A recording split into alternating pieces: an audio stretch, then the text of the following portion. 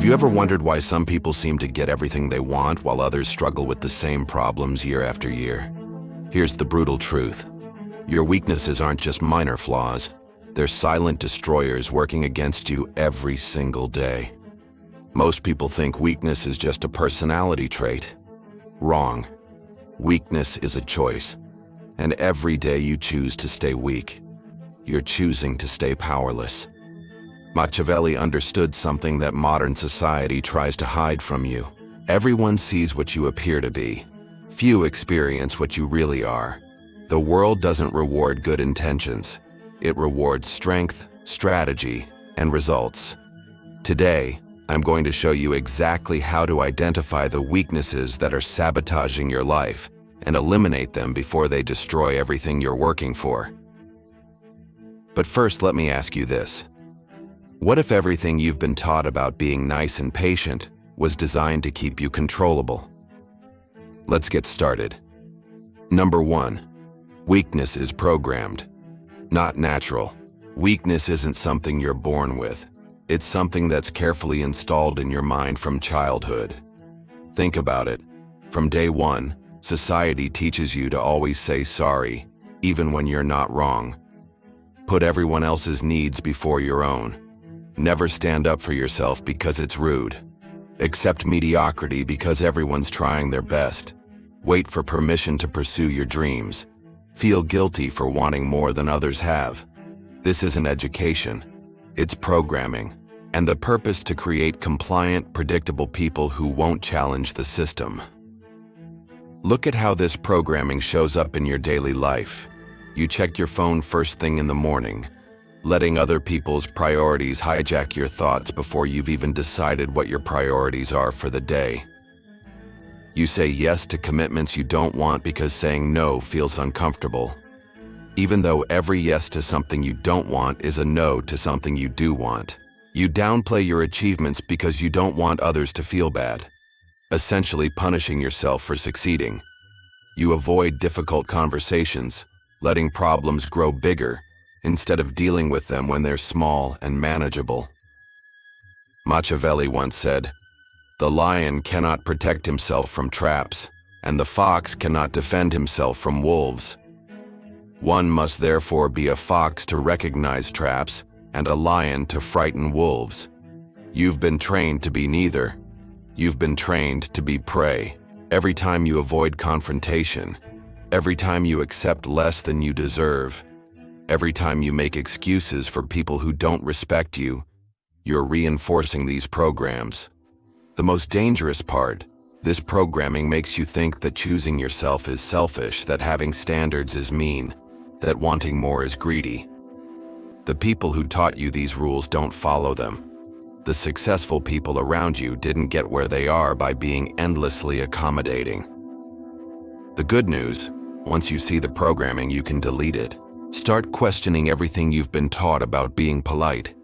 Ask yourself, is this belief serving my goals, or is it keeping me small? When someone tells you to be realistic, ask yourself, are they protecting you or protecting themselves from your potential success? When someone says you're changing as you grow stronger, recognize that as a compliment, not a criticism. Number 2. Weakness equals becoming a target. Let me tell you something that might shock you. In the real world, there are only 2 types of people. Those who take what they want and those who get what's left. Your weaknesses aren't just personal flaws. They're giant neon signs telling everyone around you, this person can be manipulated. Think about your workplace. Who gets the promotions? The person who works hardest, or the person who knows how to position themselves strategically? The person who stays late every night hoping someone notices, or the person who makes sure their contributions are visible and their value is undeniable? Think about your relationships. Who has more power? The person who cares more, or the person who's willing to walk away? The person who accepts any treatment because they're afraid of being alone, or the person who knows their worth and demands it be respected? What happens when you signal weakness? People test your boundaries constantly. They push a little further each time, seeing how much you'll tolerate. Your opinions get dismissed in meetings because people know you won't fight back. Your time gets treated as less valuable than everyone else's because you never protect it. Your goals get mocked or minimized because people know you won't defend them with conviction. The harsh reality is that people don't respect what they can easily control. They respect what they cannot.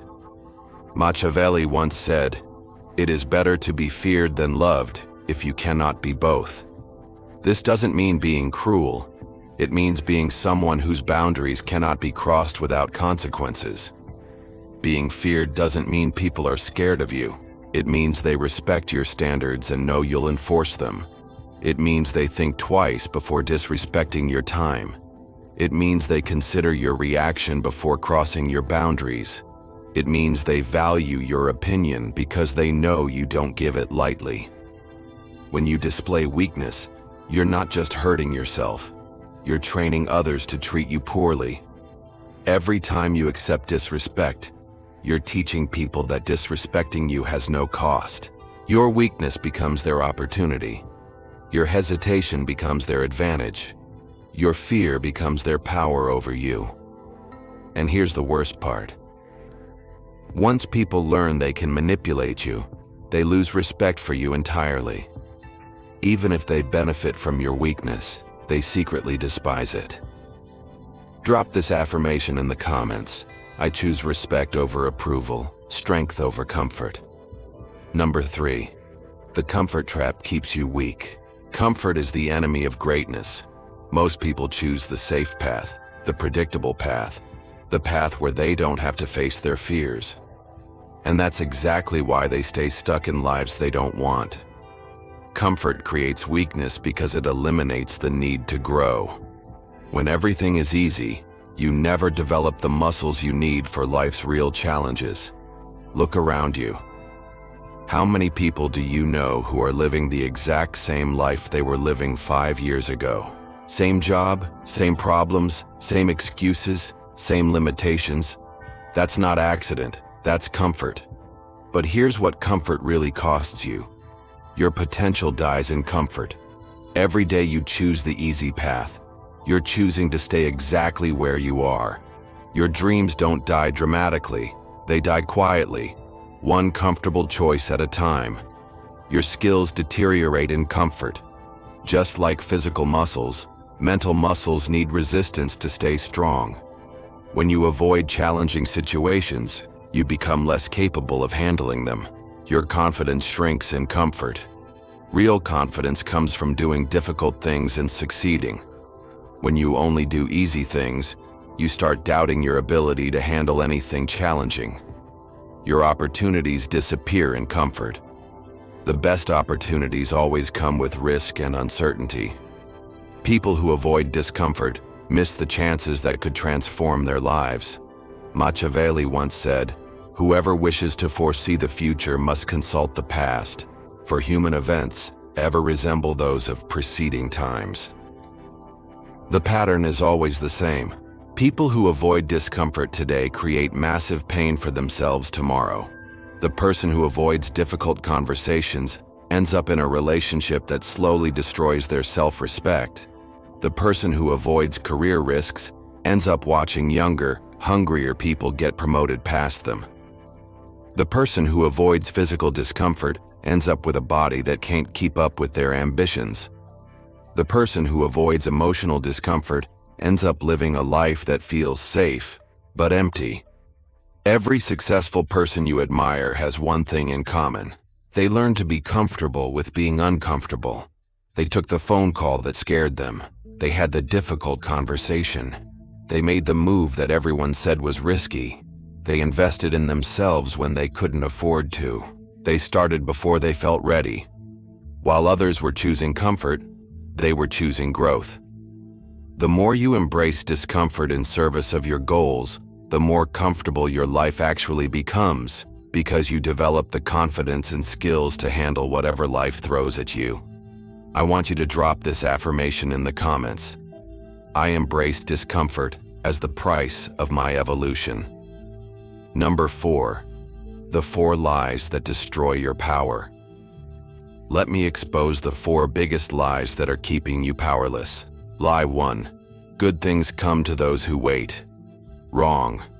Good things come to those who take action. While you're waiting for the right time, someone else is taking what could have been yours. Lie 2. Everyone deserves respect. Respect is earned, not given.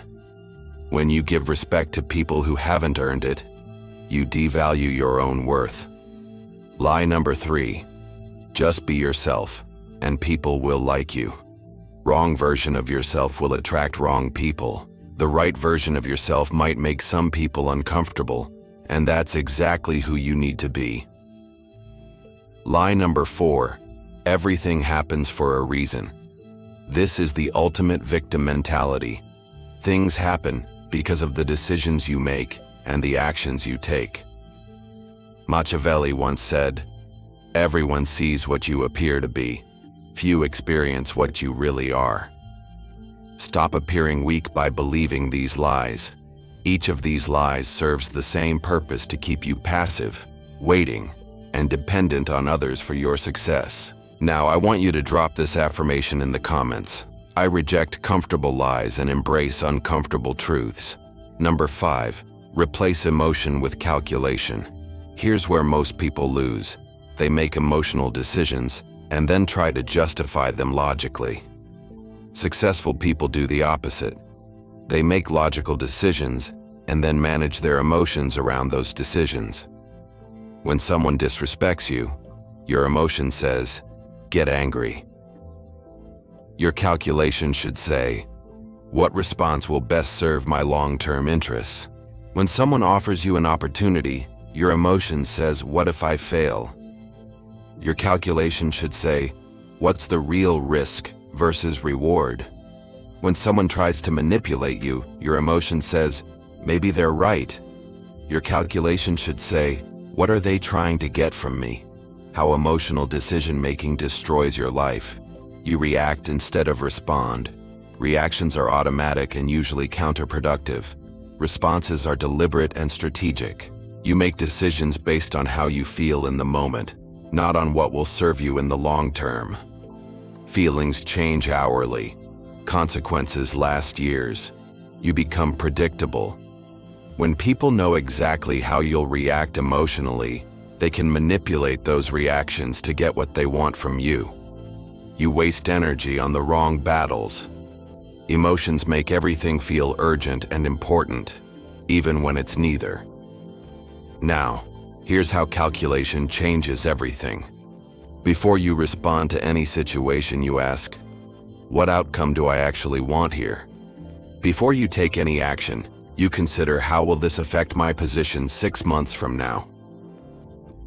Before you engage with difficult people, you decide, "Is this worth my time and energy, or am I just feeding my ego?" Machiavelli once said, "The wise man does at once what the fool does." Finally, the difference. The wise man calculates first, then acts. The fool reacts first, then suffers the consequences. This doesn't mean becoming cold or heartless. It means using your emotions as information, not as your decision-making system. Your emotions tell you what matters to you. Your calculation tells you how to get it. For example, your emotion tells you someone's behavior is unacceptable. Your calculation tells you the most effective way to address it. Your emotion tells you an opportunity excites you. Your calculation tells you if it's actually worth pursuing. Your emotion tells you someone has hurt you. Your calculation tells you whether confronting them will improve the situation or just make you feel temporarily better.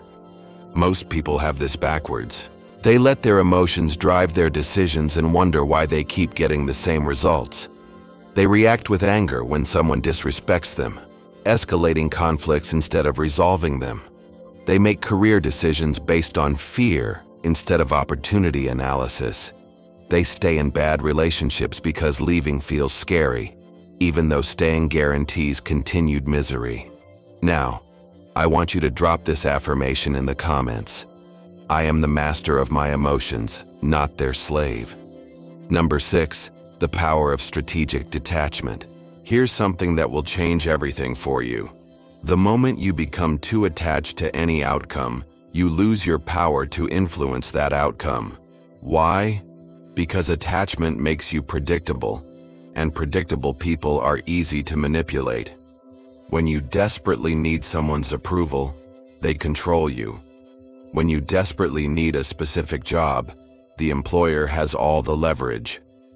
When you desperately need a relationship to work, the other person knows they can treat you poorly without consequences. Strategic detachment means you want the best outcome, but you're prepared for any outcome. Machiavelli once said, "The promise given was a necessity of the past. The word broken is a necessity of the present." This means you must always have alternatives. Never put yourself in a position where someone else's decision can destroy your plans. Always have Plan B, Plan C, and Plan D. When you're not desperate, you make better decisions.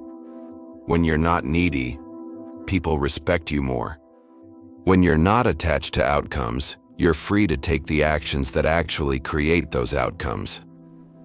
Drop this affirmation in the comments. My peace comes from within, not from external validation. Number 7, become the consequence. Here's the final lesson, and it's the most important one. Stop explaining yourself to people who are determined to misunderstand you. Stop justifying your decisions to people who don't have to live with the consequences. Stop apologizing for taking up space in a world that needs what you have to offer. You are not here to make everyone comfortable with your success. You are not here to shrink so others feel bigger. You are not here to apologize for wanting more from life. Machiavelli once said, "It is not titles that honor men, but men that honor titles." Your value doesn't come from what others think of you. It comes from what you do with the time you've been given. Become the person who doesn't need to announce their power. Everyone can feel it. Become the person who doesn't need to prove their worth. Their results speak for themselves. Become the person who doesn't need to defend their choices. Their success is their defense. When you truly embody strength, you don't have to act strong. When you truly embody confidence, you don't have to prove you're confident. When you truly embody success, you don't have to convince anyone you're successful. You become the consequence that others must deal with, not through force, not through aggression, but through the undeniable reality of who you've chosen to become. Today you learned that weakness isn't just a personality flaw. It's a strategic disadvantage that affects every area of your life. You discovered how society programs weakness into you from childhood, keeping you controllable and predictable. You understood why comfort is the enemy of growth and why you must embrace discomfort to evolve. You exposed the 4 lies that keep most people powerless their entire lives. You learned to replace emotional reactions with strategic calculation. You discovered the power of detachment and why desperation destroys your leverage. And finally, you learned to become the consequence, the person whose presence changes the energy of every room they enter. This isn't about becoming cold or cruel. This is about becoming strong, strategic, and unshakable in your pursuit of the life you deserve. If this video helped you see your weaknesses differently, hit that like button and subscribe for more truth that transforms lives. And remember, your weakness is not your identity. It's just a habit you can change. Start today.